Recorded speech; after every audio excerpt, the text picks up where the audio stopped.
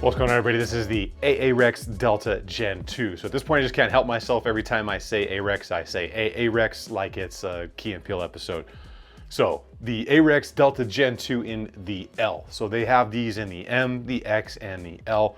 The differences between those are, this is the full-size version, the M is the compact, and the X is much like something like a Glock 45, where it's a short-length slide with a full-size grip. Now, the original Arex Delta left a little bit to be desired, and the Gen 2 definitely cleans up on a lot of those things and goes a little bit further towards making this thing pretty cool. Well, I was in the store and I bought the Arex M, and I saw both of these in gray. So, you know, once I had a good experience with the M, I went ahead and I picked up the L2 to give it a good shot out there.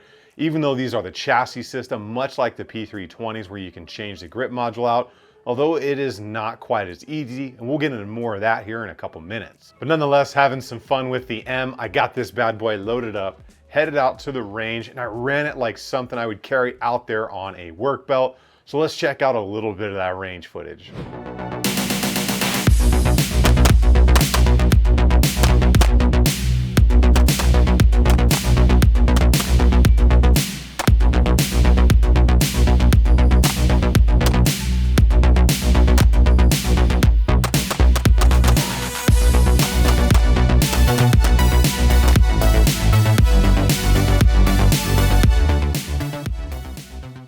It was definitely pretty good out there on the range, minus a few of my flubs, which will show a little bit later. So if this is your first time here, go ahead and get subbed up, get belled up, turn those notification icons on down there. If at any point you like what's going on, you feel that I've deserved it, definitely give that video a like. Well, now that I've had the full-size one out to the range a couple times, let's go ahead and get into the specs, give you guys a really good look at it, go over what's going on in there as far as how that trigger system works, some of the options that are available for the Gen 2 already, and of course, do some of those trigger pulls, because this trigger is a little bit heavy, but it actually doesn't feel bad for the weight that it pulls at. And a huge shout out to all of my patrons. You guys are massive support to the channel. I'll leave links for everything down below. All that stuff does help out the channel if you are interested. We're gonna go ahead and get into the Delta Gen 2 full size right now. All right, let's get into the Arex Delta Gen 2 in the L configuration. So this is the full size one. Like I said, they have it in the L, the M, and the X. So the basically large, medium, and X. They don't know what to do with it. It's in between. So let's go over the basic specs here, and then we'll kind of take a really good walk around this, because there's a lot of stuff going on with the Delta Gen 2 in the full size here. So what we got in this one, 9x19 striker fired polymer. We all should know that. 7.7 inches in total length, 5.1 inches in total height. We have a width of 1.18. It is very thin for a full-size setup. 4.5-inch barrel and a weight of 19.9 without a magazine, or 22.8 ounces with the magazine. And speaking of the magazines, we get 2 mags with it. 3. We should always get 3, but we get 2 with the high-vis follower, and one of them has the +2 extension, so it is a 17 and a 19 is what we end up getting there. So I know the CZ mags do fit, but they don't drop free that great. We'll talk more about that a little bit later, but they do go in there and you can use them. They're just not great for training. Well, let's go from magwell to muzzle like we always do and talk about what we got going on here. So let's start off at the base down here. We can see we've got a little bit of an actual kind of a, a little bit of a flare in here almost. Guide that magazine in there, not bad at all. A little bit of a kind of a recession right there in the front, should you be a little bit forward doing mag exchanges. And then we've got a nice little, you can just barely see it right there, nice little lip to get your pinky right there to keep you from slipping off, or if you've got really big hands, catching your hand doing magazine exchanges.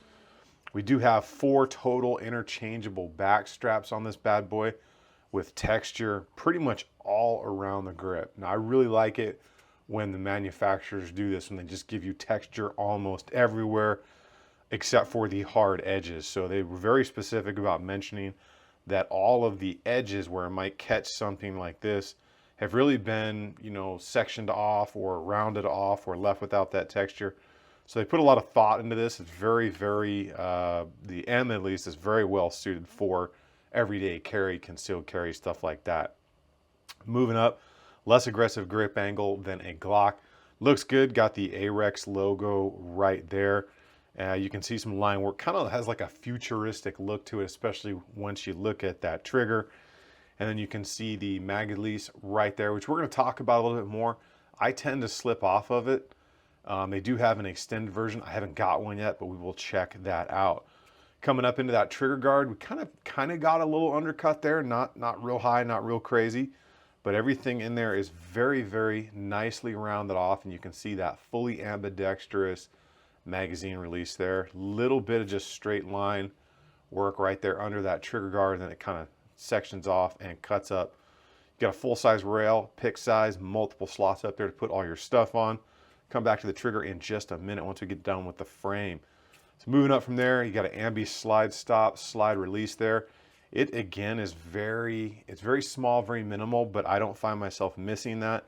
It's got plenty of meat there with that top edge. Basic takedown lever right there. You do have those nice gas pedal style accelerator marks right there with plenty of that same sandpaper texture in it. And then even up on the front edge of that slide, you can see how it's just been, you know, nose down to match very, very nicely for holstering and unholstering. So the back end of this is quite thick right there. So as you're holding this, you get a good amount of that palm web up into that back strap area to control this in a recoil impulse. Everything in here is a roll pin. So it's not like a Glock where it's a solid pin or a dowel pin or a takedown lever like the SIG. This is a roll pin design. So you have to punch a pin out to get your different back straps on there and take this all the way down. So going up into the slide, you can see we do have a striker indicator. Nice anti-glare serrations right there, both on the back plate and the sights right there. Metal darked out rear, and we do have a white dot front sight. They are SIG style push-in sights, so you can interchange those out if you've got some SIG sights or buy some SIG sights. Definitely solid. You'll see they got a nice triangular design on the serrations right there. Very nicely chamfered edge all the way up and down the slide. It is nitride. You got that Delta L logo right there on the slide. Those front serrations as well. And again, on that slide, you can see that everything here is just very well sectioned off, nose down. There's not hard edges really anywhere up here. A little bit towards the front, but they really did just chamfer cut everything to make this really solid here. Coming up onto the top, you can see we've got those optic plates. Got the 507C on there. It's one of my favorite optics. Optics plates are plastic. I'll show you what comes in the box here in just a minute. But there are different designs. There's a set screw or a set nut underneath, and then the screw goes into that. It goes through the plate. A little bit more secure than a screw that goes into the plate itself. Got that loaded chamber indicator right there across the top. Basic barrel in there, nothing crazy going on across that. You guys all know striker fired stuff. Moving forward, the rest of it is just business as usual. So the takedown procedure on these, obviously make sure it's clear. There is a safety default in here to where you don't have to pull the trigger. The striker will come off the lug, but is not allowed to go through the breech face, and I'll show you that here in a second. So you pull back, you can drop it forward and come off, or you can pull the trigger. That is up to you. I tend to clear and pull the trigger just because I am very, very used to that. But just so you can see, the striker has not protruded through, get you the best light that I can. The striker has not protruded through the breech face, which you can see right there. And it can't. So I'm pushing on it right now, and you can see that it's still not coming through the breech face. So just one of those things. Well, I might as well have kept that. So let's talk about what's going on up in here. So inside, standard looking striker, comes apart like a lot of other strikers fired stuff out there. Not going to take the whole thing down apart in here. You can see your striker lug right there, which interfaces with the sear. We do have an internal extractor on this. So some striker fired designs have that. Some go with an external extractor. But you can see it is a very, very long-armed, you know, internal extractor here. I did have a couple of weird extractions we will talk about. And then this right here, that is the striker block safety right there that gets pushed up, much like a plunger safety on a Glock or an M&P or anything like that. And we just have our basic barrel right here. Got about 500 rounds through it. It's wearing in as expected. We do have a very nicely polished feed ramp, and then you can also see the edges of the barrel right there where it enters are very nicely polished as well to help with feeding. So definitely a nice touch there. And then of course a basic guide rod and spring, not a dual captured setup, just a single. Get down into our frame here. Now this whole thing is much like the SIG P320, as in you punch these pins and this entire chassis comes out. That is your serialized piece, and these are just grip modules. Again, they have them in the L, the M, the X, and they have them in flat dark earth black and this sweet smoke gray, which you know what I was going to go with. So in here, basic trigger inner workings right here, vertical extension of the trigger bar right there, which is what's going to interface with that safety that we just talked about up in the slide. And then this is your sear right here. Get you guys a good look at that sear. So as you pull the trigger bar pulls back. It's pushing that down. That drops down. Striker goes forward as the slider reciprocates. This little button right here gets pressed by the slide, and you'll see the sear pop back up right here. As that pops up, slide comes forward. Striker lug grabs that, and that resets the trigger. So now that you kind of know how that thing works, let's go ahead and get this thing back together and do some pull tests on this bad boy. Now it's gonna pull probably 5.5, right around there. Not the lightest trigger in the world, but it does feel pretty good. Almost wanted to put that back together like a Glock. So you don't put it back together like a Glock. You line up your rails right here and then just push it back.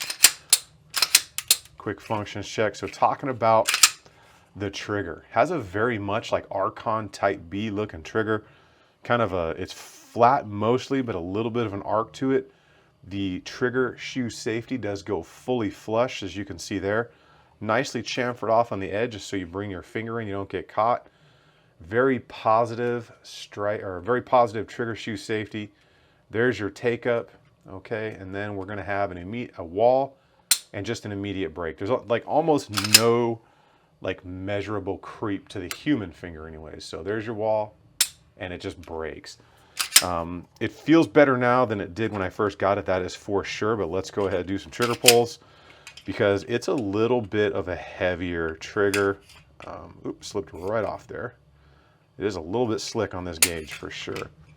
So you can see on that one, we are right under 6 pounds, so about 5 pounds and 14 ounces, which has been about where this thing has been pulling consistently after a little bit of break-in.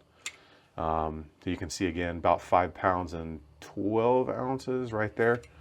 So not the lightest trigger in the world. It does feel pretty good though. It is not bad at all. So now that you know that stuff, let's go ahead and talk about the cost. Let's talk range flubs, because I made plenty of them out there between the magazine exchanges and that magazine release right there. And then of course we'll talk about everything else going on here.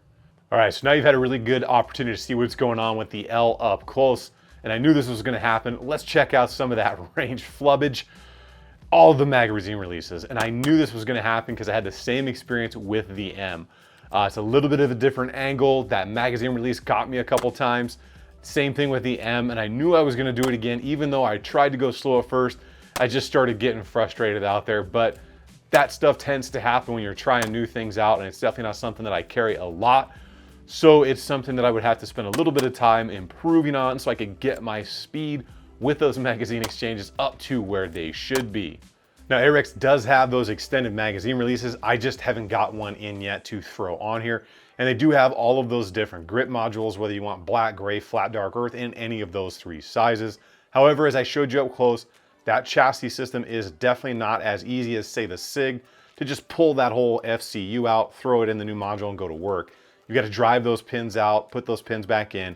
Still doesn't take a long time, but just definitely not as easy as like the SIG. Well, let's go ahead and dive into the overall range performance and how I feel about this thing. One of the best things I like about this thing is it is very natural grip angle for me.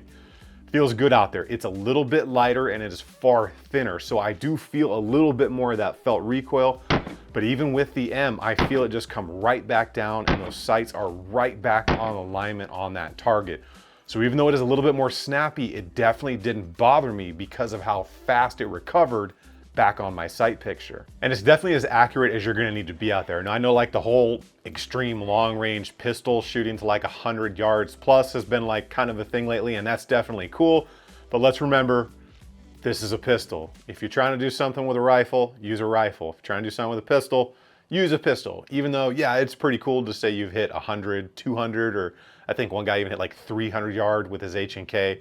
But that's just not my thing. I'm using a pistol for what I need a pistol for, and I'm using a rifle for what I need a rifle for. Now let's quickly talk about the optics plates right there. So these optic plates are polymer, but they work in a different way. They work in very much a way like the C&H Precision ones, who is actually already making plates for these things.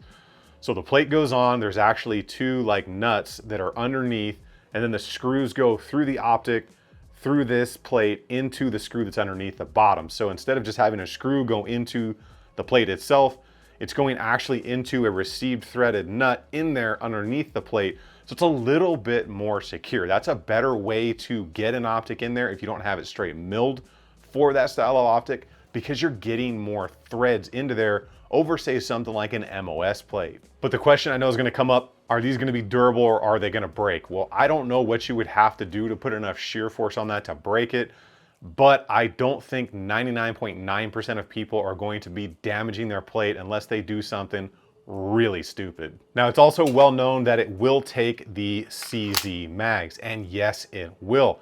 However, the CZ mags are slightly larger and they will not drop free as easy as the Arex mags. So it's kind of one of those things where if you've got a CZ and you want to use those mags out there, you can, but you're not going to get that nice drop free action you do with the factory mags.